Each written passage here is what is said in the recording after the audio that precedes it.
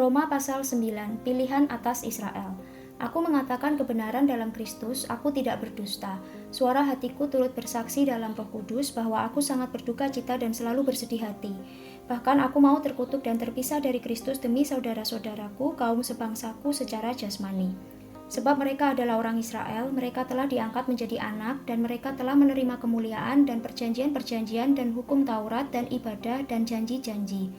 Mereka adalah keturunan bapa-bapa leluhur yang menurunkan Mesias dalam keadaannya sebagai manusia yang ada di atas segala sesuatu. Ia adalah Allah yang harus dipuji sampai selama-lamanya. Amin.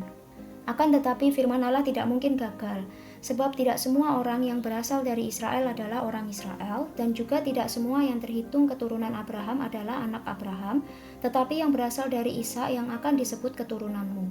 Artinya, bukan anak-anak menurut daging adalah anak-anak Allah, tetapi anak-anak perjanjian yang disebut keturunan yang benar. Sebab firman ini mengandung janji, pada waktu seperti inilah aku akan datang dan Sarah akan mempunyai seorang anak laki-laki. Tetapi bukan hanya itu saja, lebih terang lagi ialah Ribka yang mengandung dari satu orang, yaitu dari Ishak, bapa leluhur kita.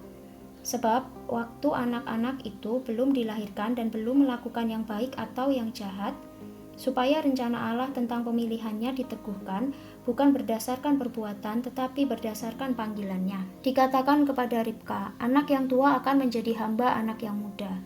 Seperti ada tertulis, aku mengasihi Yakub tetapi membenci Esau. Jika demikian, apakah yang hendak kita katakan? Apakah Allah tidak adil? Mustahil.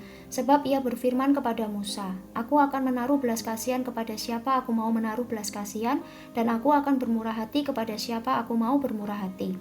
Jadi hal itu tidak tergantung pada kehendak orang atau usaha orang, tetapi kepada kemurahan hati Allah.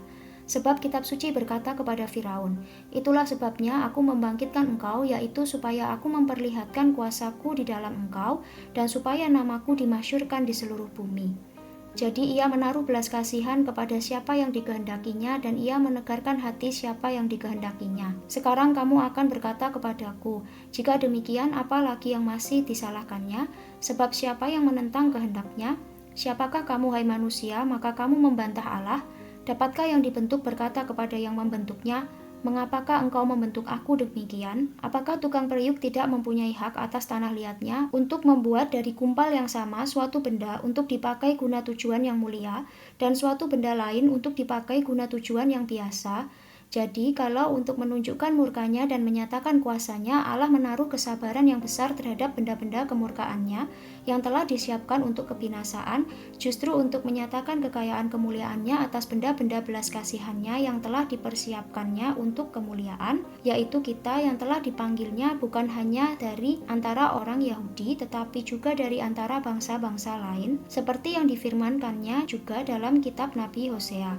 Yang bukan umatku akan kusebut umatku, dan yang bukan kekasih, kekasih. Dan di tempat di mana akan dikatakan kepada mereka, kamu ini bukanlah umatku, di sana akan dikatakan kepada mereka, anak-anak Allah yang hidup. Dan Yesaya berseru tentang Israel.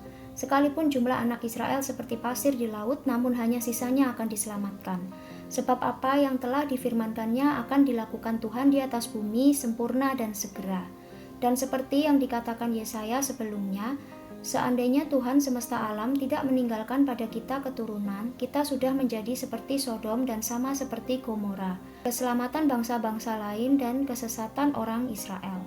Jika demikian, apakah yang hendak kita katakan? Ini, bahwa bangsa-bangsa lain yang tidak mengejar kebenaran telah beroleh kebenaran, yaitu kebenaran karena iman. Tetapi, bahwa Israel sungguh pun mengejar hukum yang akan mendatangkan kebenaran, tidaklah sampai kepada hukum itu. Mengapa tidak?